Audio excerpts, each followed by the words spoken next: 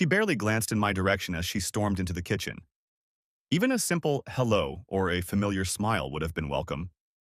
But she only smoothed her dress, looked anxiously over her shoulder, and said, "Remember, I'm out with the girls today. If anything, I have my cell phone, but don't call unless it's an emergency." I looked at her for a bit before answering.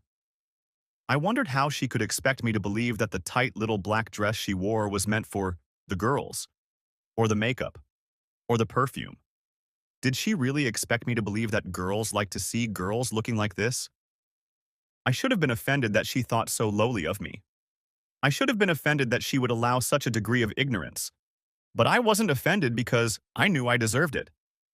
After all, she had managed to keep me in the dark about her other relationships far longer than she should have. I was the worst kind of fool. The kind of fool who trusts someone. The kind of person who lets someone in. The kind of person who bets their life on them. A mistake made, a mistake realized, and now, mistake corrected. "Before you go," I finally said, "I need you to sit down for a minute so we can talk about something." She didn't even turn around, just made an impatient harumph sound as she rummaged through her purse and said, "I'm sorry, honey, but I really have to go. I'm late as it is." I braced myself, expecting an outburst of anger, clutched the beer bottle tightly, but nothing happened. No anger, no rage, no resentment. This disinterested disregard was all too typical behavior for her lately. She brushed me off. She dismissed the children. She rejected herself. And now, we're all used to it. But no more. It was time to act. I tossed the keys she was looking for onto the table. "I understand your urgency," I snapped. "God knows I do. But if you leave and spend another evening entertaining Carl Jensen without talking to me, I recommend you never come back here again." She froze in place, stood with her hand in her purse for a long moment, but said nothing. "What?" She finally managed it, her voice thin and disbelieving. "What did you say?" "It won't take more than a minute," I said. "Come sit down at the table with me and talk." She lingered for another minute without turning around or responding to my suggestion. She clutched her purse as if it might save her life. But it didn't. Finally, her shoulders slumped, her hands dropped, and she turned around. She looked guilty everywhere but her eyes. They darted around like a trapped animal, wounded and devoid of hope. Staggering, she half sat half, reclined in the chair opposite me. Many quick glances were cast in my direction, many silent searches for information, but nothing that met my gaze. "John," she said at last, I'm so sorry." Her voice was almost a whisper. Jesus, did she really hope to win on such an insignificant thing as remorse? How lazy you are. "Sorry for what?" I asked with mock surprise. "I can't wait to hear what you've done that you think sorry is going to make things right." She bit her lip. Lowering her gaze to the table, she ran her finger over the area, tracing patterns on the wood. "I don't think it'll make it better.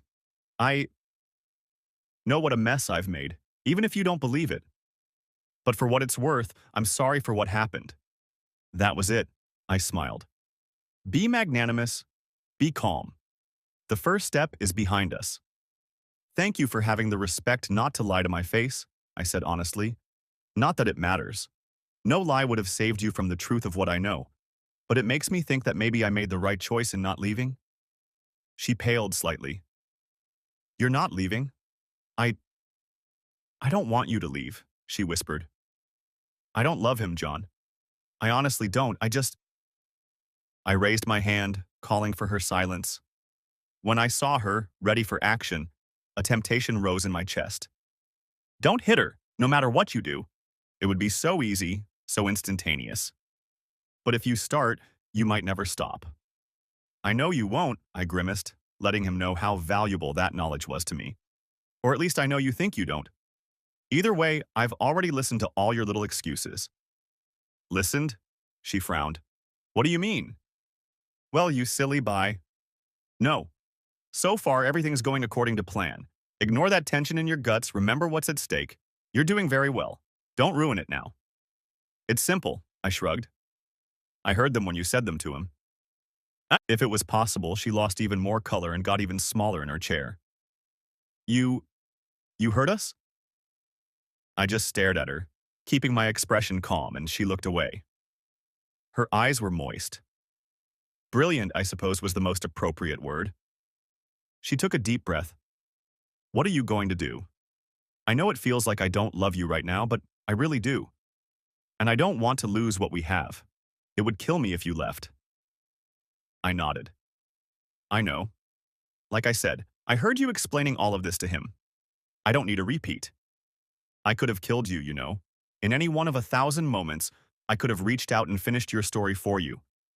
But I didn't. Think about that. About what that means. Leaning over, I reached down and picked up the heavy envelope. Watching her reaction, I placed it on the table. It was bulging, ready to burst. I ran my hand across the top and patted it for emphasis. In this envelope is everything I know about your affair. She inhaled noisily and examined its thickness once more, eyes wide. I let her realize the full implications for one long, cold, threatening minute. You can review it later. I'm not going to hide anything from you, and I'll try to be as straightforward about it as possible. I paused to rub my eyes with my index finger and thumb. Good. Deep breath. You've got everything set up. Now comes the hard part. She stared at the envelope as if it were a live cobra. It's so thick, she whispered. I nodded and patted it again, enjoying the sound of my hand hitting the massive collection. Once I had my suspicions to investigate you, gathering information became shockingly easy. You weren't trying very hard to hide it anymore, were you? I thought you trusted me. I thought I'd be safe that way. I did trust, and I did. It will never, ever happen again. She nodded quickly. And it shouldn't. I'm sorry, John. Please give me a chance to make it up to you. If you agree to stay, I've already told you, I muttered. I'll stay. And I won't try in vain to kick you out. I'm well aware of how far that would take me. No. If anyone's going to file for divorce, it's going to be you. I ignored the surprised look on her face, choosing my words carefully and trying to separate meaning from reality. The truth was that it had taken me 1 hour with an attorney, a day of internet searches, and weeks of subsequent mental anguish to figure out how I felt, what I had left to protect in my life, and what I needed to do to survive. Tonight was only the first phase. I swallowed and continued. However, my staying here depends on one thing. Now I spoke in the voice of a leader. Direct, sharp, decisive. I've given this a lot of thought, and while it's obvious to me that you probably still have some love for me, and I can't get rid of my love for you just because it's become inconvenient, the possibility of us being a couple is now completely out of the question. She frowned and opened her mouth to reply, but I held up my hand.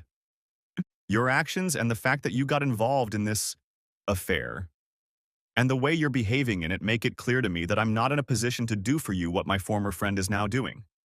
You said it yourself. You told him that you have the best of both worlds. With me, you have love and care and family.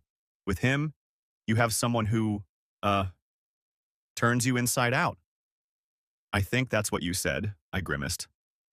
With both of us, you get affection and attention. She flinched, hearing her own words. I'm so sorry I said that. But it's not true. It's just, she stammered, perhaps thinking about how impossible it was to convince me of what she'd said, or perhaps going over in her mind the list of other things I must have heard. I'm sorry about the way things turned out, she admitted after a moment. But I don't understand what you're telling me. Another deep breath. Things hadn't turned out to be as unemotional as I'd hoped. I guess nothing ever is. Look, I continued, we live in 3 basic realities. First, you and I have some form of love for each other. Whether we want to or not, and whether we have the same type of love for each other is irrelevant. The love is there, in one form or another, on both sides. Besides, we have family, we have history. We may even have a future. At those words, she brightened slightly. But the other 2 realities are this. You have a lover, and I no longer have any feelings for you. Or for anyone for that matter. You've been very effective at making sure of that. But I will never admit it. Not to you. To anyone. Anyway, it's none of your business anymore. What her face had started to brighten at the beginning of my speech disappeared. John, she began. I admit I don't want to lose you if I can avoid it, I squeezed out, sticking to the script. But I don't want you to be unhappy. And I certainly don't want you coming to me and trying to reestablish a physical connection that I'm no longer able or willing to maintain. There's only pain waiting for both of us along the way. So, I squared my shoulders and braced myself for the worst. My being in this marriage, my tenure in this relationship depends on you continuing your affair. She started to answer, suddenly tensed, and then her eyes widened incredulously as my words reached her. It's not funny, John. Good, I hummed, because I've never been more serious in my life. If your feelings for him or me start to change in any way, I'm going to ask you to come and talk to me so we can shield the kids from the worst effects of our divorce. Other than that, you mind your own business and I'll mind mine. In essence, it can be business as usual. You can even see him more often if you want. That's what you wanted, isn't it? For you to be together more often? We both nearly died the night I heard that. You didn't even realize how close you were. After listening to the tape and looking at the pictures, I stumbled up the stairs. It was the first and final confirmation of what had previously remained only a dark suspicion. I was furious. I was crushed. I honestly thought I was already dead. And there you were, sleeping so peacefully, so content, so happy with the way your life had turned out. I felt sick. I stood over you and wrote our last chapter in my mind with clinical precision. And then you rolled over and woke up. You blinked, squinted, looked at me. I saw worry, honest concern. Then you touched my arm, so gently, and asked if I was okay. When you asked, you sat up, and all that contentment disappeared. And you sounded like you really cared. I shook my head, pushing away the memory of that. She frowned, either mulling over what I'd said or wondering what I hadn't said. Jim, she said, some of the things I said when we were… Don't, I warned her. Just don't. Stupid woman. The best thing you did was to be honest. Surely you must realize that. So why on earth would you want to give it up now? Anyway, I can't bear to see the pity that will fill your eyes if you start lying to me. I'd like you to start informing me about where you are and what your plans are, but I don't want to know any details or talk about anything about it. The only reason I want to know when you're with him is because it's safer for all of us. She wrinkled her nose. I'm not going out with him, John. You're not serious about this whole… Her eyes ran down my face. Are you? As serious as a heart attack. As serious as a man's hand on a woman's throat. It's not the best situation, but best situation is no longer an option, so I chose this one. You can take it as it comes, or we can start talking about divorce. But if you don't want the marriage to fall apart and all your relatives to find out what you've been up to, this is the way it has to be. I'm afraid. What you're doing? It doesn't make any sense to me. I smiled bitterly. Then I guess you know a little bit about how I've been feeling these past few weeks. But why don't you want me to stop? I want to. Maybe the only thing I want more is to never touch you again and be around my kids. But I realized what she was really saying. You're the one who's cheating, Karen, not me. There's no deception here. I'm not playing you, setting you up, or plotting some elaborate scheme. Frankly, I don't seem to have that kind of energy anymore. I glanced defiantly at my watch. And now you'd better go, dear, or he'll be worried. She shuddered again, and I could see that she suddenly realized how revealingly she had dressed today. You feel like a fool, don't you? Good. Come on in and join the club. John, she begged, can't I just stay home, at least for tonight? I'm not really… Absolutely not, I snarled a little too loudly, making her recoil. Honestly, I don't care what you two do. Go ahead and discuss what a monster I am, or what a weak move that is. Or entertain each other. I don't care. Sit around and watch a movie and eat ice cream if you feel like it. But you have a date tonight, and you're going to see it through. At some point, I'm entitled to indulge in a little genuine self-pity, and you can't be here for that. No way. I don't… She was taken aback by my insistence. You're really serious about this, aren't you? Absolutely serious. And aren't going to divorce me? Do you still love me? I'm not divorcing you. I'm not leaving you. Unfortunately, I still love you.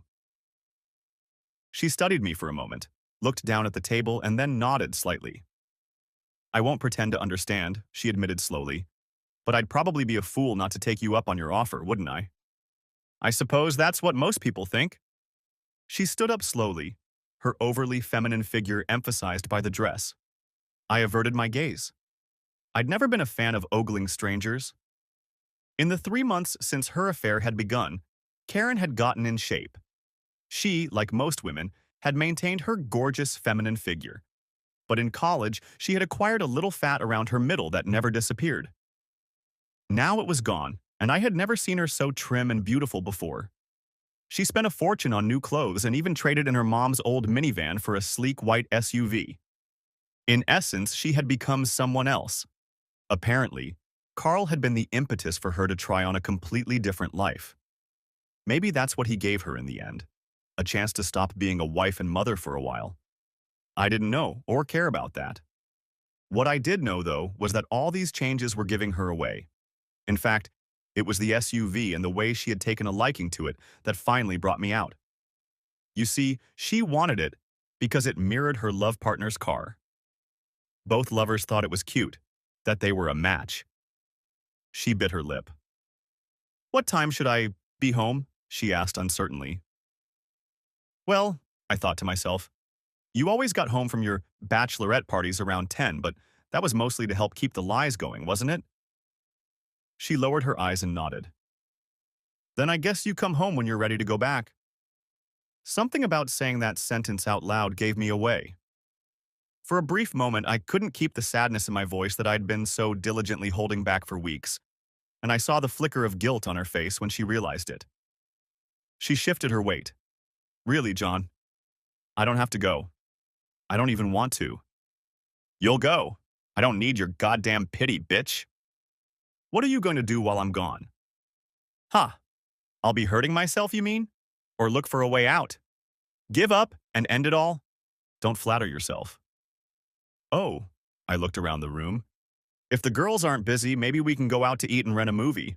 Other than that, I've already got a pretty good idea of what to occupy myself with while you're having fun. She nodded sadly, then looked at me like she was afraid she'd never see me again. It's okay, I said. Just go. And if you're going to be gone until midnight, be sure to send me a text so I don't worry. She nodded, walked over and leaned in to kiss me. I turned and gave her a peck on the cheek, which she obediently kissed. Then she stood up, adjusted her outfit, and gave me a tired, mirthless smile. I almost feel like a teenager going on a date my father disapproves of. Screw you. Just don't forget to send that message. And tell old Carl that he should be very, very afraid for his future. She rolled her eyes defiantly, trying to give herself some levity. Even she seemed to realize it wouldn't work, but she continued anyway. I'll remember, Daddy. She turned away. I didn't laugh. I don't think she noticed. When she left, I put my head in my hands and concentrated on my breathing for a very, very long time. I felt a somber elation, the same kind you feel when you wake up from a life-threatening operation that scarred you for life. It wasn't easy, but it was done. I was sure there were other moments ahead of me, just as hard or even harder, but now I allowed myself the small victory of knowing that at least one of them was forever behind me. Then, when I was ready, I got up and washed my face in the kitchen sink, and went to see if my daughters wanted a taste of pizza. Praise to the Almighty, they were interested. Chapter 2. Saturday morning, Karen got up earlier than usual. I wasn't too surprised. Usually during her bachelorette parties, she would come in around 10 and have a glass of wine in the hot tub before going to bed. It was a relatively new habit that I had at first perceived as an unspoken request for extended time for herself at the end of the day. Now, however, I saw it in a completely different, much more unseemly light. A dip in a hot bath, after all, seemed like the best way to pamper myself. Plus, it helped to wash up before bed. This Friday, however, she didn't get home until 9:30 and showered before staggering tiredly into bed. She looked exhausted, worn out, and more than ashamed. And yet, even in the semi-darkness of this sudden change, I couldn't resist studying her clothes, her hair, even the way she walked through the door. My eyes hunted for clues I didn't want to find and didn't care about. And this was my new habit, awfully similar to her own. It manifested itself as a series of questions, so small and unconsciously posed that sometimes it felt like drowning in an inch of water. Was the fabric on the front of her outfit wrinkled? Could it be that the hair curling behind her right ear is a knave that didn't have time to straighten up on the way home? Doesn't she walk funny? The desire to appreciate the inestimable was irresistible. It was also unwanted, and it made me sick that I couldn't control it any more than I did. Of course, I didn't want to know the answers to the questions. I didn't even want to know what those questions were. But just try stopping and see what you get. No. She walked into the kitchen that Saturday morning in her bathrobe and slippers, a look of determination on her face with baggy eyes. She set to work as soon as she picked up her breakfast. Just as I'd expected. "You caught me off guard last night," she wheezed. She gave me an accusing glare to back up her words and dropped her breakfast on the table with a clamor. "If you had given me time to think, just a little time, I would have said no. I would have stayed home, despite your stupid threats, and we would have talked about it. Talk about it. Like adults." She shook her head. "You do realize that, don't you?" "Of course I do, you idiot. But what makes you think I'd even want to talk to you about anything? I was considering the possibility that you might do something like that you might miss the chance to save yourself in a fit of selfish neglect. I still didn't look up from my paper.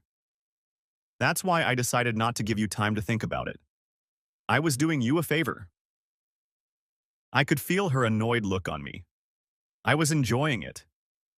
"Damn it, John," she snarled, waving her arms around. "Look at me. For one goddamn minute, put that goddamn paper aside and look at me." I calmly put the paper aside and gave her my attention. "I don't want this to be our marriage. I don't want to live apart from you, and you're going to make demands on me about how I spend my time and—" She leaned forward, lowering her voice. "Furthermore, I don't want to keep doing this to you. I can't keep doing this to you. It's wrong."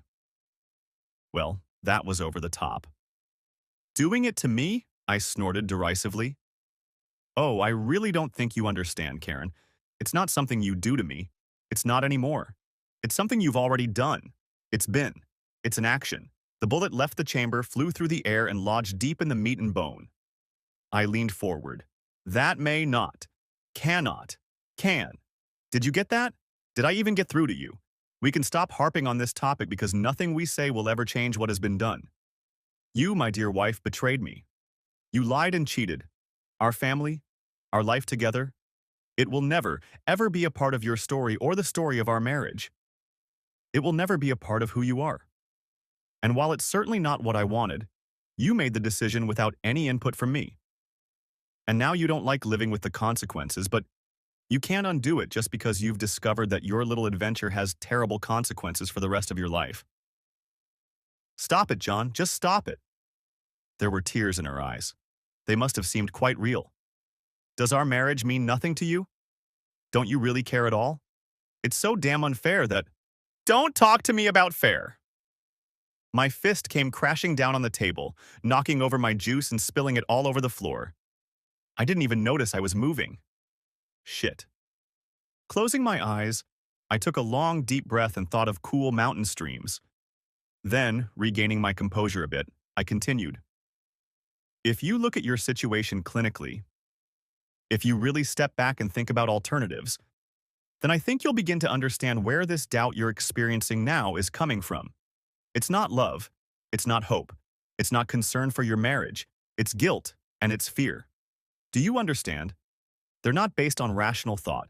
They're not driven by any desire, and they're certainly not indicators of what you really want. I sipped my coffee. The current situation is the situation that works best for you, and that's the only thing left for me. And while I appreciate the fact that you're concerned, you don't need to be. Not about me, not anymore. It doesn't do anyone any good. You haven't cared about me in a long time, so why change? I leaned over and wiped up the spilled juice. I meant what I said last night, Karen. I have no feelings for you right now, and I don't know that this situation won't be permanent. Just the thought of touching you makes me sick.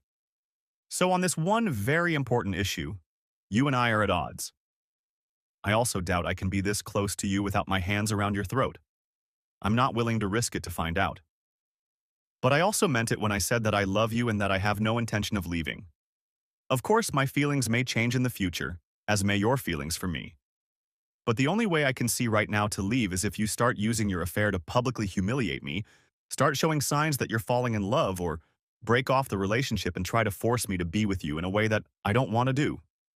John, I want you to be happy, I insisted loudly. Can we both at least admit that this is the best and probably the only way to accomplish that? No. I'm afraid it is. She swallowed. I don't want to believe that. I don't care what you want to believe. I held up my hands, exhaled through my nose, and changed tactics.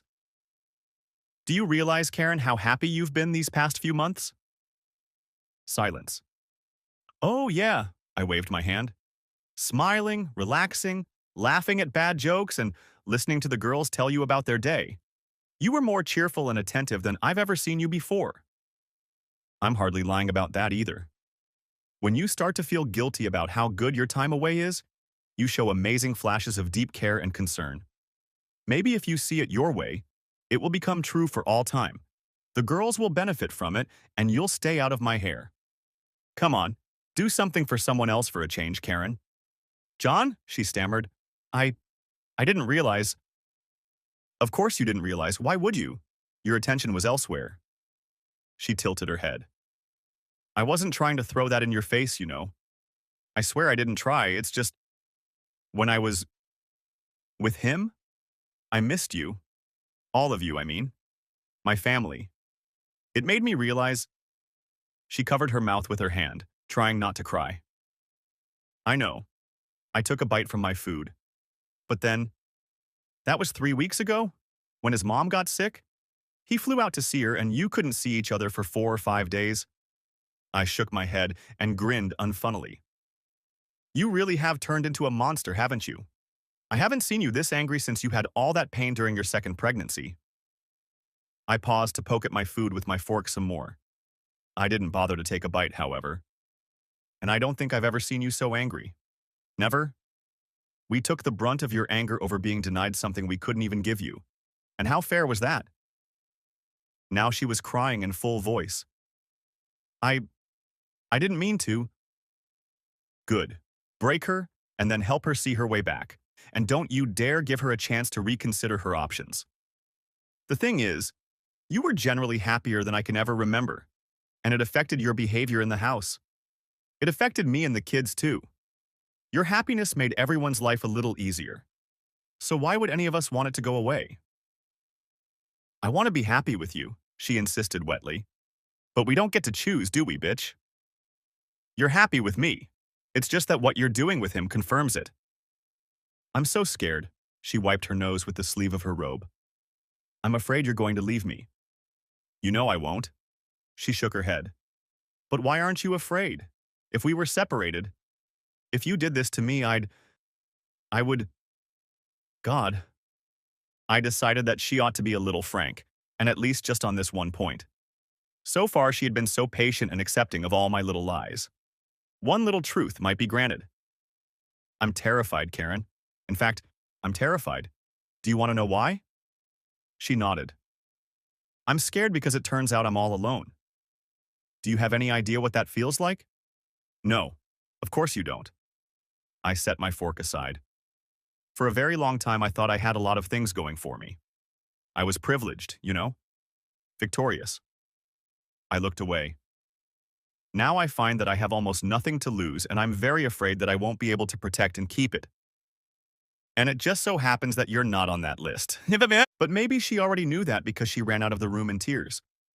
I just got up, another mission accomplished, and put the dishes in the sink. Then I went outside to do some lawn work.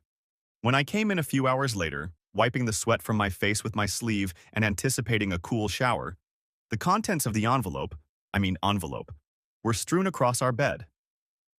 I'd been waiting for this. I had even left it for her, knowing that her curiosity would eventually lead her to see for herself how complete my understanding of her infidelity was. The transcripts, the photos, the CDs and DVDs, everything was in plain sight. Now she knew. She was in the bathroom with the shower on. The girls had gone to a friend's house, so there was no need to worry about them finding the smutty things that were now on display on my bedspread. I went to make myself some more coffee and left it there. 25 minutes later, she emerged in sweatpants, a tank top, and a look of newfound insecurity. Ever since she'd given up on our marriage, there was a confidence in her that might have been commendable under other circumstances, but it made me sick to my stomach to know its source. In any case, sometimes it bordered on arrogance, and when it did, she became difficult to be around. Still, not for the first time recently, I noted how beautiful she looked. I watched her with the nonchalant detachment that a normal person might experience when walking through a museum. I could see amazing aesthetic beauty and feel nothing about it, mean nothing except that I knew she existed. My God, in the last few months she had lost 10 years. Those years gained through her infidelity had been ruthlessly stolen from my own face. I wasn't so blind that I couldn't see that I had aged considerably over the same period of time. I just couldn't bring myself to care anymore. "Hi," she offered sheepishly, looking unhappy and not meeting my gaze. Her eyes were red, and she ran her thumb over them as she entered the room. "You looked over the report," I remarked, handing her a cup of coffee and inviting her to sit down.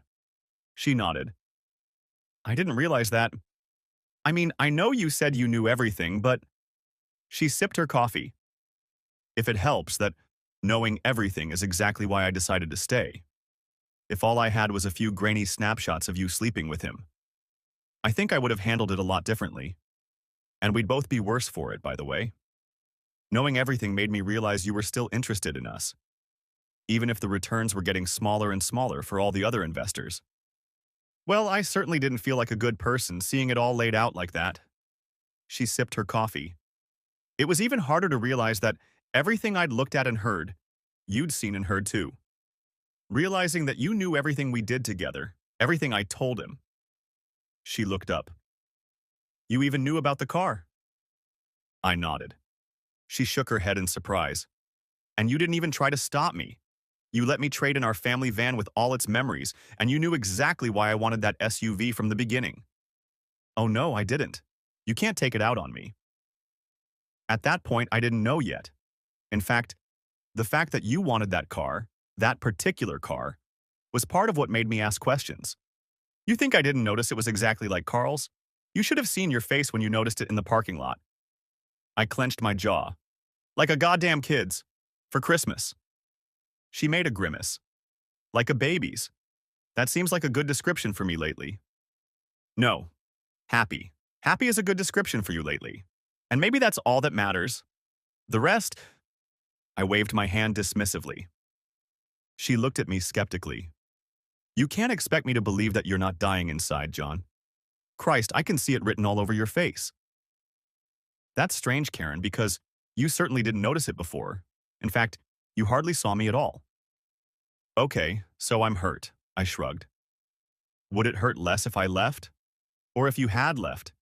If you stopped seeing him, stopped being happy, and we had to go through the whole experience of trying and failing to restart our love life? When you're not interested and I'm not able to handle it, would that make me stop suffering?" I shook my head. "I have a wife I truly love and two wonderful children who mean everything to me. Right now, they're the happiest I've ever seen them. I can live with the pain if that's the payback. You will never take my children away from me. I promise you this. I will say and do whatever it takes to make sure that doesn't happen. I don't like being the one to hurt you." "Huh, that's rich. You do a lot of things, Kay, but only one hurts me. I hurt like I've never been hurt before, and it's getting more painful by the second." I smiled. "Don't make it any more than it has to be. Sometimes I wish you'd just kill me. Isn't that pathetic? Sometimes I succumb to sadness so much that I wish I could be killed." She didn't calm down in the least. "I don't understand. How can you be ready for a life like this? Are you kidding me? I was ready to live like that, Karen, and have been for some time, by the way. But how can you just leave it at that? How can you not want to fight for more? I leaned forward impatiently. The value of this conversation compared to my plans was rapidly diminishing, and I needed to finish it. Do you still love me? I asked quietly. Of course, she predictably declared. Then that's that. I shrugged. That's just how it is, okay? She pushed away from the table and rushed to me, wrapping her arms around me and burying her head in my chest. I hugged her like that, letting her cry into me for a few moments and fighting the urge to plop her on the floor, then pulled back and let her come to her senses. So, what do we do now? She asked sorrowfully. We keep doing what we've been doing. That's what we do. It seems like the whole world has been turned upside down. So be it. As long as we're in the well of gravity, it doesn't matter to us. I guess. She looked up at me. What? What about today? Today? What are we going to do today? I mean, she shifted her weight. Did you have plans? I wrinkled my nose. There was something about her fidgeting that told me far more than she meant to say. Well, I said, choosing my words carefully, I have a new book. I'm looking forward to a day when I can relax and sit at home reading it. She looked pleased. You didn't want to, well, I don't know, go out or do anything in particular. Disgusted. If you're going to ask permission, at least have the strength to not be such a coward. Yeah, I lied through gritted teeth. Just a quiet day, lost in my book. Then I turned back to the window and gave my words a casualness that took all my strength away. The children won't be back until after dinner, so a quiet, peaceful day is just perfect. I heard movement behind me. She touched my arm. Tell me you'll be here when I get back. You know I will. That doesn't mean I don't want to hear it, she whispered. I didn't say anything back, but just continued to stare out the window at the quiet, familiar world. After a few moments, curiosity took over, and I turned around to the silence. She was gone. Well, thank goodness. A few minutes later, she emerged from the bedroom in stretchy pants and a sports bra, carrying a bag. When she saw me looking at her, she picked it up and said, as soon as I realized that No, I thought it was stupid to hide it in the car. I shrugged indifferently. I was well aware that she had an official bag for office romances and what was in it. For a moment, we both looked at each other, me sitting in a chair with a book I had no intention of reading, and her with a duffel bag and an impatience that made my stomach hurt. She looked a little embarrassed and temporarily unsure of what to do, but then she smiled and timidly offered to play on her silly joke from the night before. I won't be too late, Daddy. She brushed a strand of hair back from her face. Such a simple movement, and so amazingly beautiful. I looked away. Chapter 13. That Friday, the Baileys had one of their frequent neighborhood gatherings. I say neighbors, but it was actually a hodgepodge of families from the neighborhood served by the nearby elementary school. You know how it is. You can rest assured that it didn't start with the husbands or the kids, but we still had a good time. We had always attended events like this, but this was different. I knew Carl would be there. He didn't quite fit in with the couples crowd, but he was Tom Bailey's drinking buddy and never missed a party invitation if he had the choice. Now I wondered if he used those parties as a way to suck up to his married friends' wives. I had tried to avoid him since I found out. He made it pretty easy, I suppose, by avoiding me in return. But I also knew that being around other people would be nice for a change, and that the kids would have a good time. So, while it was very tempting to decline, it was also very tempting to cite the flu or an emergency and thus avoid seeing that son of a bitch. I decided I'd get up the courage to go anyway. Besides, I didn't want him to think he could scare me off that easily. In a way, showing up at the party was like making a statement. Karen was visibly excited. Whether she saw it as an opportunity to bond as a couple, as a way to reassure herself that she could really have her cake and eat it too, or just as a chance to spend some sneaky time with her boyfriend, I couldn't tell. I'm not sure I cared at all. But when we first arrived, she uncharacteristically stayed close to me, and I got the impression that she was trying to send a message to either me or someone else. I threw a few questioning looks at her, but she ignored them. Right. Play innocent. But judging by the way she kept her hands or eyes on me at all times, it had to be intentional. The Bailiffs always made sure their parties had plenty of booze, and as the night wore on, A combination of nerves and excitement seemed to take its toll on Karen. She drank more than usual, faster than she should have, and it really showed. She was relaxed, playful, and noticeably less scared than when we arrived. By the time the sun started to get lower, she pulled away from me to go socialize.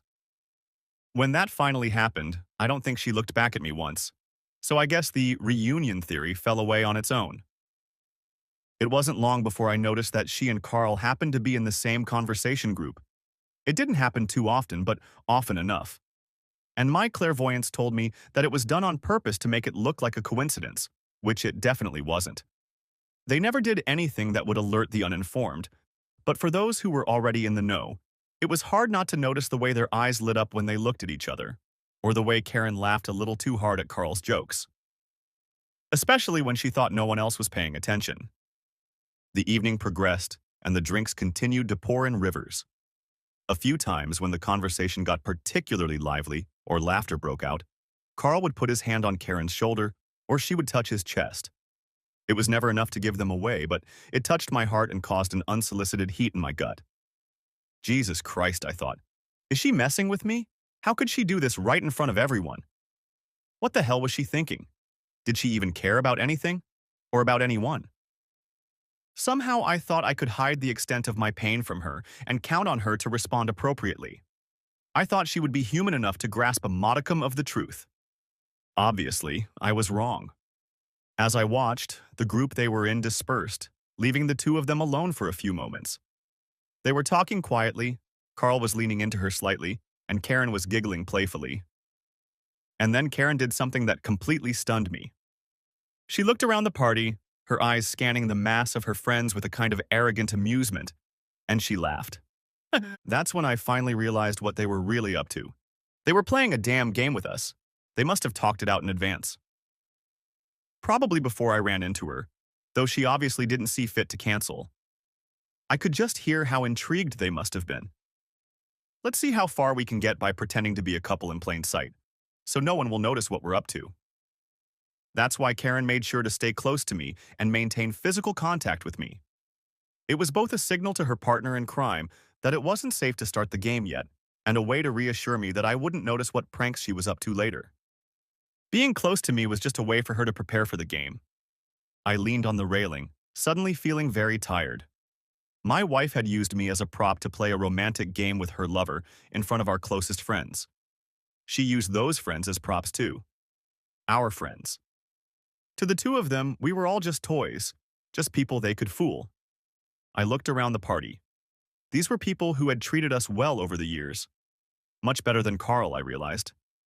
Why would anyone want to treat them like that? Had Karen changed so much in the last 6 months that she considered this behavior acceptable? What had happened to her morals? What a stupid question I'm asking now. I turned around to where Karen and Carl were standing.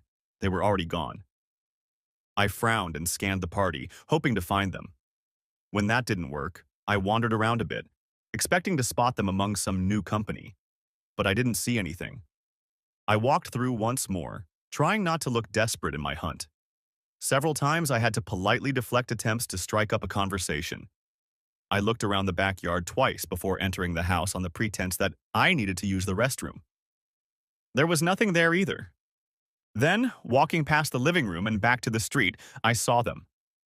Through the large windows facing the street, I saw them partially obscured by the ornamental foliage of Bailey's lawn. Karen was leaning against a tree and Carl, leaning forward, had one hand on the tree above her head. They talked. Or rather, he talked and she took in every word he said. Then his expression changed, becoming more seductive, and he leaned closer. As I watched, they shared a long and tender kiss, a love kiss, a gentle and terrifying kiss. Finally, they separated. She said something to him, and he nodded. In spite of everything else I had seen and heard, the words they exchanged when they were together, the intensity of their lovemaking and her obvious enjoyment of it, nothing hurt me as much as what I had just seen. When people talk about lovers becoming one, they don't mean entertainment. They're talking about exactly the kind of tender and sincere connection I'd just witnessed. My stomach flipped, and I ran to the bathroom and threw up. I was overwhelmed with agonizing emotions. How did they manage to hurt me like this after all these years? After everything I had seen and heard? The obvious answer was that on some level I still loved Karen, no matter what. Once that love had been a godsend. Now it was an endless punishment heaped upon me for unknowable transgressions. But even that didn't explain the violent reaction. The kiss hit me as hard as it would have if I had been completely unprepared for it. It was like rediscovering betrayal. It was like losing her all over again. I didn't realize. My thoughts were interrupted when I vomited violently again. There was a knock on the door, and Tom Bailey's concerned baritone called out, "Is everything all right in there?" I flinched. Great, just what I needed. Concerned friends. "I'm fine," I lied. Almost done." Muttering voices were heard outside the door. "Is that John?" a woman asked. "Does anyone know?" "I think it's John," she insisted. Brad Millens jumped up. "Did I hear someone got sick in there?" "Alice thinks it's John," Tom explained. "He's got a weird voice." "Where's Karen?" asked Alice nervously. "Somebody get Karen." "He's been sitting with us most of the night." Jesus, it had to be Albert Burke. I didn't realize he was drinking so much.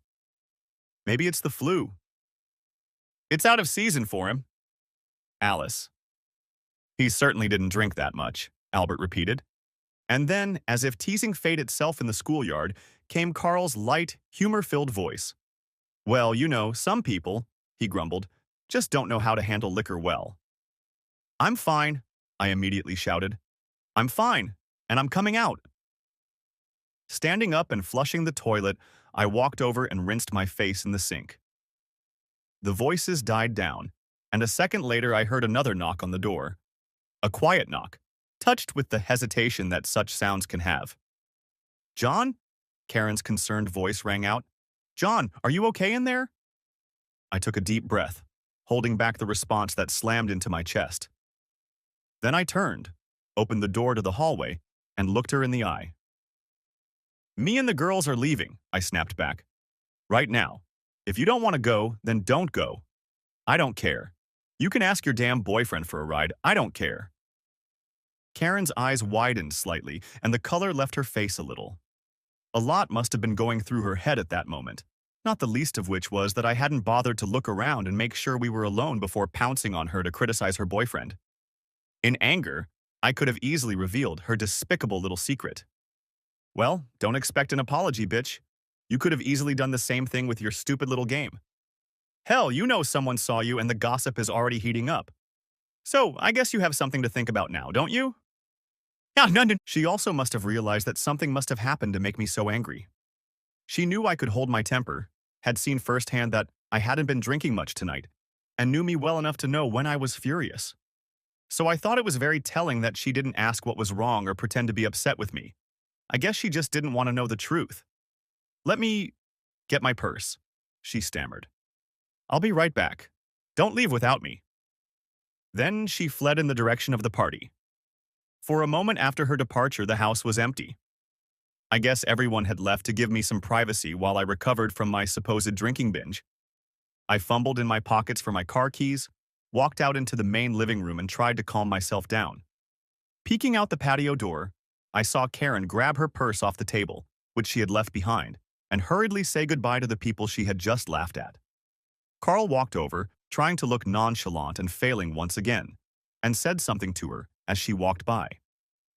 A short conversation between the lovers ensued, in which Carl looked slightly troubled, and Karen gave out an intense excitement, a bitter excitement that made her grow more and more animated as she spoke.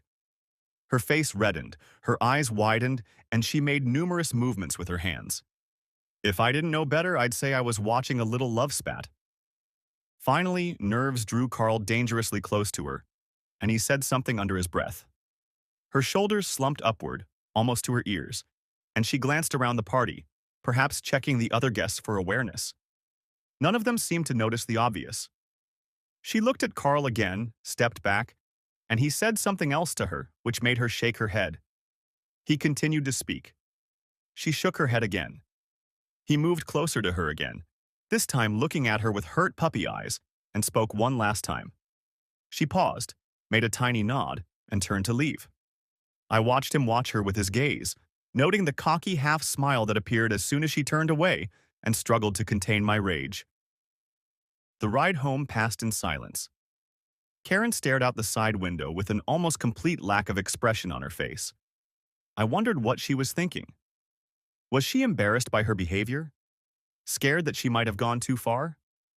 Angry at me for ruining all her fun?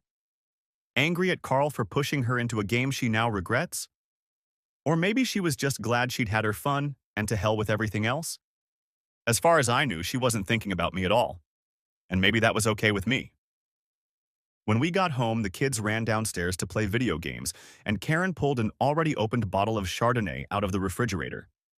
As she walked over to the cupboard, she glanced at me, probably contemplating whether to get me a glass, but I went straight to the master bathroom and locked the door. I turned on the shower, let it heat up, then stepped in and just stood there. I didn't think, I didn't feel, I didn't imagine, dream, wish, or desire anything at all. I just let the water wash over me as I hoped it would do to me someday. I let the water run over me and then go down the drain, never to worry again. Chapter 4. Karen apologized to me the next day, though it was a brief and unspecific sorry. It was obvious she didn't want to go into detail, even to find out exactly what I had seen or realized. Typical cheater mentality. She would turn a blind eye to the awfulness of her behavior at the very moment she was reassuring herself by apologizing. After a few minutes of forced small talk and awkward silence, she tentatively suggested that maybe we'll all feel better after our trip to the zoo tomorrow. Tomorrow? I tilted my head, feigning surprise. We're not going tomorrow. Of course we are. You've got your days mixed up, Karen. Today is Saturday. We're going today. No, she stretched patiently, looking at me spitefully.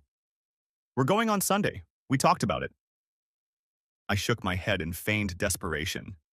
Jesus Christ, what are you even talking about? We scheduled the zoo for Saturday, Karen, today. We've talked about it over and over again, don't you remember? She blinked, her eyes darting around as if she were calculating something. She looked so nervous and confused that I almost broke out into a smile. What's the matter? Is it hard to juggle two lives when you can't control one? She was actually right. We had indeed picked Sunday when we'd discussed the trip earlier that week. But the more I thought about her antics at the party, and especially that kiss, the less I wanted to be around her. So I talked to the girls about it when I put them to bed the night before, and told them that if they behaved themselves, we could go to the zoo a day early. Now Karen looked determined. You've made a mistake, she insisted. I'm pretty sure we said Sunday. I studied her for a moment, letting my annoyance at her recent behavior show openly on my face so that it could be translated as annoyance at this stupid forgetfulness. Then I turned and shouted into the living room. Hey girls, what are we doing today? We're going to the zoo, they both replied in jubilant unison. I turned around to Karen with a tired look on my face. See, I said. It's today. Even the girls know that, so cut the crap. Anyway, I don't see why it matters. It's just a one-day difference. It's no big deal, right? She looked embarrassed. Actually, she stretched out, I kind of have plans for today. I somehow managed to look surprised. Holy shit, bitch. I saw you making them up, right in front of everyone, at a goddamn party thrown by our friends. Or do you still think you're so much smarter than the rest of us that no one notices these things? But I didn't raise my eyebrows, feigning disappointed surprise. Needless to say, I was actually relieved. Although that little exchange between her and Carl had been pretty obvious, and I was sure they'd agreed on something, there was always the risk of miscalculation. For all I knew, those plans could have been for Monday, or for something they were doing the following weekend, or a damn month from now. All I could rely on was the certainty that they were no doubt making plans. I hoped it would happen soon. From what I could see through the window, I envisioned it something like this. Are we still on for tomorrow? I don't know, Carl. He's really pissed off. Maybe I should... Don't do that. It was his choice. He gave you permission. Reluctance, or maybe just guilt. I shouldn't. Puppy eyes. You're hurting my feelings, baby. Okay. A pause. Okay. I'll be there. And then she was gone. Maybe it wasn't the exact wording, but I knew what I saw. An agreement, confirmed and honored. And frankly, I was counting on her to see that agreement through. The last thing I wanted to do was spend the day next to her, talking to her and sharing my life with her. I didn't want to be around her. And if that meant she had to be with him, then so be it. She shifted her weight. She was still waiting for an answer and probably expected anger. It's better to let it be. I wouldn't have to pretend to be mad at her, would I? Plans? I growled, shaking my head. You've got to be kidding me, Karen. Last night's disgusting games weren't enough for the two of you? Can't you devote a single day to your family before you run off to get yours again? She responded with irritation. This was your idea. I'm just playing by your rules. Ah. So he was forcing the idea on her. It wasn't an argument she'd come to on her own, but it was similar to what Carl would have said. Anyway, she snorted irritably, it's just one day. The girls will understand. They won't have to, I snapped back, because we are going to the zoo, with or without you. Don't you dare, she shrieked. They're my kids, too. You're not going to start. You're right. I interrupted. I'm not going to start. I'm not going to change plans. I'm not going to cut back on family time. I'm not going to start living up to your goddamn sins. My what? She stared at me. Look, mister, if you don't take pleasure in the idea that I jumped to my feet and she backed away, panting. Honestly, I think she cut off the phrase with an expression of horror before I even started moving. At least I give her credit for that. She may have gone far enough to simmer with disrespect for me, but not so far that that fact doesn't embarrass her in the slightest. For a second, we both stared at each other, both angry, both unsure of what should happen next in such a confrontation. Then arrogance took over, her mouth curved, and she hissed, Fine, have it your way. You want to spend the day playing mommy, that's fine with me. The girls and I can just go do something fun when I pick them up from school tomorrow. She half turned away, casting a grimly confident glance at me over her shoulder. Without. With you. And then she was gone. I shook my head, trying not to feel offended. That's what I wanted, right? For her to leave me? To give myself some peace and quiet? Maybe even forget about my problems for a while and enjoy spending time with my kids? So why did victory seem as empty and crushing as defeat to me? I went inside and told the girls that Mom couldn't make it to the zoo, but we could go as soon as they got dressed and brushed their teeth. Since it didn't affect their ability to claim the prize in any way, it didn't elicit much of a response. They only pretended to pout at Mom for half a second and then ran to get ready. I had to smile slightly. Such simple wishes. Then I sat down to read the paper while I waited. I hadn't seen or heard anything about Karen during all of this. For all I knew, she had packed her things and slipped out of the house right after our fight. The thought that she might have already left and that I wouldn't have to watch her go brought a tired comfort. At least I wouldn't have to hear that damn bye daddy joke again. The sound of water pouring in the bathroom passed my ears, a sure sign that the girls had moved on to the final stage of brushing their teeth. I got up and gathered everything I needed for the trip to the zoo. I was just finishing up my work when they flew into the kitchen, full of youthful energy and joy. For a few moments, I basked in the purity of that gorgeous, simple happiness. Are you two ready to go? I asked. Asked me? Yes, promised me. And guess what? Intervened Susie, flashing a toothy grin. Mommy's coming too. Before I could explain that no, Mommy wouldn't actually be able to join us, Karen entered the room, shuffling. She was wearing a deeply apologetic look and undoubtedly a mommy at the zoo outfit. Oh. I shook my head and looked away, feeling, what? Disappointed? Angry? Relief? I don't even know how I feel anymore. Hi, she offered unconvincingly. You decided to join us. It wasn't a question. It's... She leaned over and, glancing around to make sure the girls couldn't hear, whispered, Okay? I shrugged. There's not much I can do about it now. They've already made up their minds. She shuddered. I guess I can be such an asshole sometimes, can't I? More than you can imagine. I shrugged, not knowing what to do. My plans had fallen apart and now I was stuck with her for the day. There was no way to reset with the kids excitedly bouncing around us. Karen had decided to stay, and there was nothing I could do about it. So why didn't I feel worse than I really did? Thanks a lot, Carl. You couldn't help me even this time, could you? Well, I said, as the girls began to show impatience, there's no point in waiting. Let's go. The day was unexpectedly pleasant. I had fully expected the growing distance between Karen and me to become a heavy blanket for every ray of sunshine, but it turned out to be the opposite. The joy of our adventure together seemed to push back the ever-looming darkness for a moment. Sure, the bond that had once bound us together was lost, but it had been part of our essence for so many years that it was easy to pin it back in place. So for a few beautiful hours, my family was whole again. The girls were a big part of it. They laughed, they ran around, they enjoyed the casual comfort of knowing their parents were looking out for them. What they didn't realize was that this idea of their parents as a unit no longer existed. They believed that the world remained as it should be, and with the galloping energy of their living fantasy assumptions, it seemed that for a while they were right. An even simpler path was laid between Karen and me. It began, most obviously, with silence. For my part, I was determined to maintain it, but that, of course, proved impossible. You simply can't take your kids into the bonfire of freedom, choice, and wide-open spaces without at least a little bit of communication with your spouse.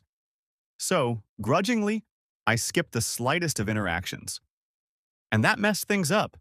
The question, where should we go next time, led to, we really liked the rainforest exhibit last year, remember? Which led to a small smile and a rush of fond memories, which led to more conversations. Maybe you've been there, maybe you know. When you have so much history between you, rebellion becomes as easy as a happy memory. Before you know it, you're talking about the safest, warmest topic on earth. Those times in the past when you saw your children smiling. Oddly enough, I'd say we got along better during this trip than we have in years, even if the reasons for doing so were upsetting. I know it affected Karen, judging by the way her cheeks flushed and she couldn't stop smiling. It was almost the same for me as the fog of a new relationship is for you. And it's strange. Perhaps inexplicable. But it's no less true. Somehow, for a few hours it all seemed sparkling new. By the time we piled into the van at sunset, I'd had such a wonderful time that I hadn't thought about Karen's infidelity for the longest time since the day I learned the truth. Can you ask for a better gift than one that makes you forget? They say the devil is in the details. I don't know about that. But he's definitely a master of the surgical strike. We were about 10 minutes away from the zoo, heading home on the highway, when the most unremarkable of sounds woke me up from what was, truth be told, the silliest little fantasy of my life. Karen's cell phone vibrated in her purse. It probably could have been any call if it weren't for the fact that she hadn't bothered to check it or answer it. She just covered her purse with her coat to muffle the sound and stared out the window until it ended. That in itself told me all I needed to know. And just like that, as quickly as throwing on a coat over a buzzing cell phone, the joy and lightness vanished. The heart of the moment was lost. But it wasn't just that. I suddenly felt as sad and as tired as I had ever felt in my life. Like a prisoner who has been told he is being led to freedom, says goodbye and dreams of the future, and is unceremoniously pushed into a room with an injection table. I focused on the road and tried not to think. I wished this day had never happened so I could avoid what I was feeling right now. Karen and the kids kept a positive attitude, laughing and talking about everything we had done that day, and I answered a little to keep up appearances, but my heart didn't lie to it anymore. When we pulled up to the house and closed the garage door, I sat silently while everyone else got out of the car. "Aren't you coming?" asked Karen when I didn't move from my seat. "I need a minute," I replied quietly, still looking ahead as if keeping my eyes on the road. "Is something wrong?" She frowned. "No." Silence. She didn't move. "Are you sure?" "I'm just tired," I insisted. "Please." She took a deep breath and reached out to touch my hand. "Just a minute," I insisted. "Can I have one little minute before I go in?" She flinched, opened her mouth as if she wanted to say something else, then sighed and followed the girls into the house. I don't know what happened. Maybe it was the weight of feelings I'd been carrying around for so long. Maybe it was just me stepping over the line and accidentally stepping over it. Or maybe I was just so sad. I can't say for sure.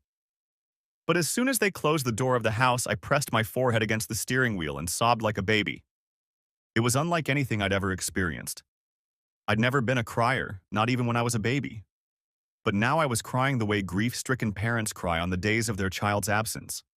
I cried like I was the last person at the funeral, and it went on and on. All I wanted to do was stop, to catch my breath and feel like I was in control again. But each new sob felt like it was being pulled out of me by something deep inside. I was so relieved when the sobs finally began to subside that I almost laughed. For a few moments, I didn't believe it would ever end. Sitting up, I put my hand to my chest and concentrated on calm, deep breathing until I decided I had gathered myself enough to go inside. I figured I'd stop in the hallway bathroom, wash my face, and no one would know that I... And then out of the corner of my eye, I saw movement. No. I turned around. Our eyes met. She was standing just a few feet away from me with her hand over her mouth, fat tears rolling down both cheeks. Guilt, pity, and pain fought each other on her face, and each of them made me feel sick. And then she turned and ran back into the house. God damn it! Damn it! I pounded my fist on the steering wheel, looked for something else to hit, found nothing, and just hit the steering wheel again. God damn it, God damn it, God damn it, God damn it, God damn it. Just one thing. That's all I asked for. Just one little thing I could keep. Just one little thing that would be just for me. Yeah, she didn't leave that night, but after that we never spoke to each other again. I pretended to watch TV and she pretended I didn't know she was looking at me. After the girls went to bed, she went out on the deck, pulled out her cell phone, and talked for over an hour. Her face was tense and her eyes downcast. Chapter 5. Hi, the icebreaker said timidly on a Sunday morning. Did you sleep well? Hardly, never at all. I slept well. She sipped her coffee. Thanks for last night. I had a great time. She looked at me. I'm sorry it ended like that. Me too. There was a long, drawn-out silence. John? Yes? Why are you doing this to yourself? Be calm. We've been through this before. I know, it's just, I can't shake the feeling that there has to be a better way. Some way for us to... I looked up at her sharply, and she fell silent. I stood up then, dumped out the rest of my cereal, and left the room. I spent the next few hours doing chores and poking around on the internet. Karen made no further attempt to strike up a conversation with me, and for a while I thought the message had been received.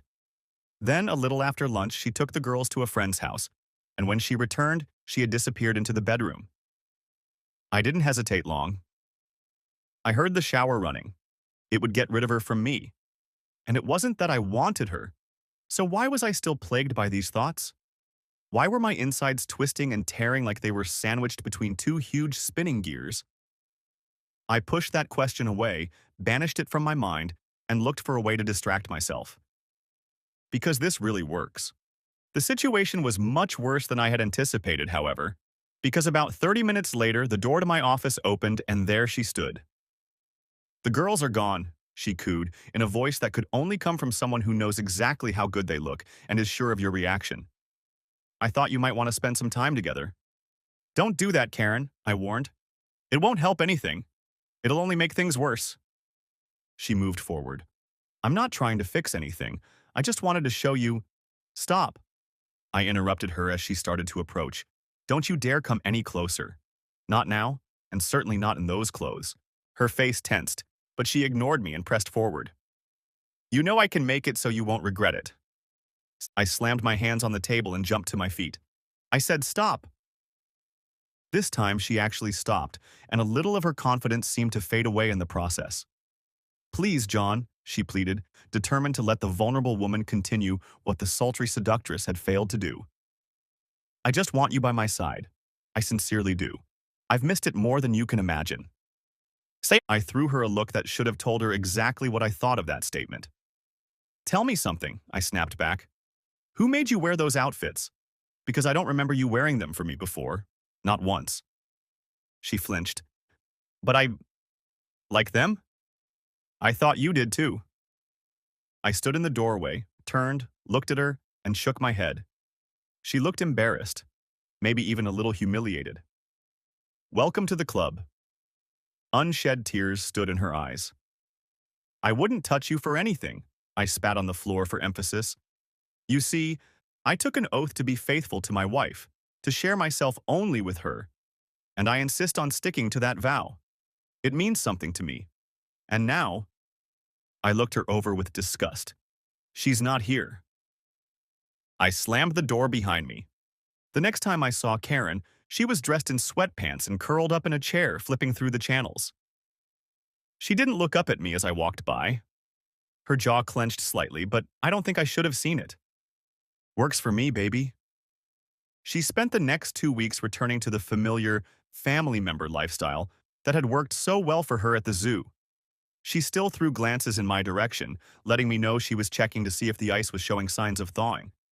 She also didn't mention or ask for time with Carl, which I assumed was part of the strategy. I knew she had to go out with him. I wasn't ready to think otherwise. I just wasn't sure how she was doing it. On Thursday of the second week, I decided to investigate. Just after lunch, I picked up the phone and called her office and asked for her name.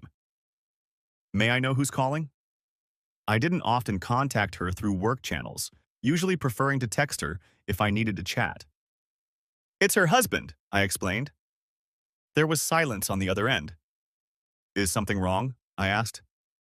I'm sorry, sir, but Mrs. Sanders is out of town. Ah, Mrs. Sanders. So you don't believe I'm her husband? Probably because she told you he was the one she was going to be with. Well, I wasn't going to cover for her. Okay, thanks. I'll talk to her when she gets home, wherever she is. I hung up the phone with an unhappy chuckle. I pondered this new information. I already knew that she had spent a bunch of her vacation time hiding behind my back before I confronted her. Apparently now she was back to her old tricks, secretly dating her lover while trying to patch things up with her husband. But that's not how it works, dear. I decided it was necessary to teach her a little lesson. I did it quietly and discreetly. That weekend, I broke the news to the whole family. Guess what? I announced over dinner. We're all going to Disney World. The girls immediately freaked out, squealed, and started asking the most hilarious questions. I tried my best to answer them, but Karen just stared across the table at me with a look that somehow combined doubt, shock, anger, and horror. Disneyland? She finally muttered under her breath. Then her eyebrows drew together and she leaned forward. We can't afford it, John. Our finances are tight as it is. She said the last phrase a little too forcefully. I knew what she really meant. I just shrugged my shoulders. It did set us back, but everything has already been bought and arranged. We certainly won't be able to afford to go again if that's what you mean. So we'll just have to make the most of this trip. I winked at the girls and then laid out the details. It was a big trip. We were going out of town for a whole week and pretty much wiping out all the financial progress we'd made over the last 7 or 8 years. It was the kind of I deserve an award gaffe that a financial planner would cringe at the thought of, and multiplied several times over. I even rented an apartment rather than a hotel room so that we could have an operating base with all the essentials of daily life. Karen was even more stunned when I finished. I can't believe you spent all our money without talking to me first, she whispered. Huh? We're suddenly in the habit of talking to each other before making decisions that affect the marriage? I smiled. Then I picked up some food with my fork and shrugged. I think this is the last year before the girls get too old for something like this. Soon it'll stop being magic, so it's now or never. And we need to be with family anyway, so... At the last word, she turned pale. But that's so much money. We'll be fine as long as there are no unexpected hospital bills, the cars keep running, and we don't have to take unpaid leave at work. She turned even paler. John? I'm not sure I have enough vacation time for something like that. Huh? I feigned surprise. She blushed and lowered her gaze to the table. I kind of used it, quite a bit actually. I set my fork aside. You've been with the company a long time, Karen. Surely you've earned enough vacation pay over the years. Her blush deepened. Actually, I've used it all. or enough to make it a problem. Not only that, but I'm starting to fall behind on some major projects because I've been out of the office so much lately. Read my facial expression for yourself, bitch. Out of the office? Lately? She didn't look up, only nodded slightly. I pretended to ponder that information for a moment, then stood up. So much for being honest about when you see him, I spat. You know, I really thought for a while that you were trying to be part of this family again, Karen. I guess there just can never be enough of us, can there? Then I walked out of the room. She made no attempt to follow me. Sigh. As I sat down in the living room and picked up my book, I couldn't help but smile to myself. Mission accomplished. I get to spend a whole week at Disneyland with my girls and a whole week away from my whore wife. And best of all, it's all credit to her. A few days later, Karen's mom stopped by to visit me. I'm not sure, but I don't think she noticed the distance between us. And if she did, she'd probably be glad she did. Her mother never liked me. In fact, I think she probably hated me. She just had this feminine way of saying it without words. I'd love to tell you that I never understood why, but she was a churchgoer, and I was an honest atheist, so anything else I could say or do on this earth was completely irrelevant. In her opinion, I would never be poison. I wondered what she would think if she found out that her so perfect daughter was giving me horns. Would she be stupidly tickled? Or would she be too scandalized to appreciate my suffering? Honestly, I think it would have depended on who was around to see her reaction. Early on, she noticed that I looked thin. Even men have to buy new clothes if they're going to go on a diet, John. At those words, she rolled her eyes. Anyway, you should know that not everyone looks better when they're skinny. I'm not on a diet, I told her. I just wasn't hungry. Well, try to change that before you drop another belt size. She smiled at her daughter with a sickening sweetness. I'm not sure that will be appreciated. Karen very quietly busied herself with preparing my favorite dish that night and chewed her lip all through dinner, watching me not eat. John, she said softly at one point, looking at the girls and choosing her words carefully. It's hard enough to get them to eat, and then there's Daddy setting a bad example. I gave her a long look, 1,000 answers flashing through my mind, but she was right. I sighed and tapped my fork. I'm not feeling well. I'm going to go to bed early. That should have calmed her down at least a little. At least I wouldn't set a bad example anymore. But she only snorted irritably as I shuffled out of the room and headed for bed. Over the next few weeks, Karen tried several times to talk to me about going to Disney. Really, she tried to talk me out of it. There was no pretense, another purpose, or another type of discussion. At first, she was remorseful and apologized for wasting all her vacation time, but as I continued to thwart her attempts, she became more and more irritable and embittered. In the last few days before we left, she became downright vicious. Throwing her novel in my face and making little underhanded remarks about how at least she didn't have to go to Disneyland to have a good time. I ignored them. For some reason, for the first time since her affair began, and her comments didn't seem to bother me. It didn't take her long to realize this, and for reasons I still don't fully understand, her immediate reaction was resentment. I still remember the moment when she made a sarcastic comment about spending the whole week with Carl, and something in my non-reaction told her that it no longer hurt me to hear about it. Suddenly, she was deathly silent. I looked at her, and she was staring at me like a kid whose father had just hit her and called her a whore. Then she just as quickly ran out of the room. I just shook my head and went back to my magazine. I wasn't going to try to make sense of her ridiculous behavior anymore. I knew firsthand that it was a futile endeavor, but for some reason, the image kept me awake and prevented me from concentrating on the article I was reading. After a while, I put it aside and did something I'm not particularly proud of. I walked over to the cabinet above the stove, the one that only I could reach, reached in and pulled out my pack of cigarettes. I had left it there 2 years ago when I finally managed to quit smoking. This act was motivated by a logic familiar to any addict. I just felt better knowing they were there. But I had never, even with all that had happened, felt the urge to reach for them until that moment. I was standing on the back porch when she found me. "When did you start doing that again?" she asked. I took a puff. "Just now." I coughed. "It's not as good as I remember." But I took another puff anyway. She was quiet for a moment. "Did you want something?" I asked. I wanted to apologize. Hell, I don't even know what I've been. But I've been like this and it needs to stop. I shrugged. "You know, I finally understand why you're doing this," she said. "All this time I've been so vain that I really thought it was about me. I thought you couldn't live without me. Then I lashed out at you tonight and got no reaction. What I said must have hurt you. It would have killed me if the roles had been reversed. But you," she said surprised, "you just let it get off on you. And that's when I realized I couldn't hold on to you anymore. And that's when I realized you were done with me." I took another puff and then threw the cigarette away. "It's all about the girls, isn't it? You did it all because of the girls." I nodded. "And they were so happy. You did such a wonderful job protecting them," she snorted.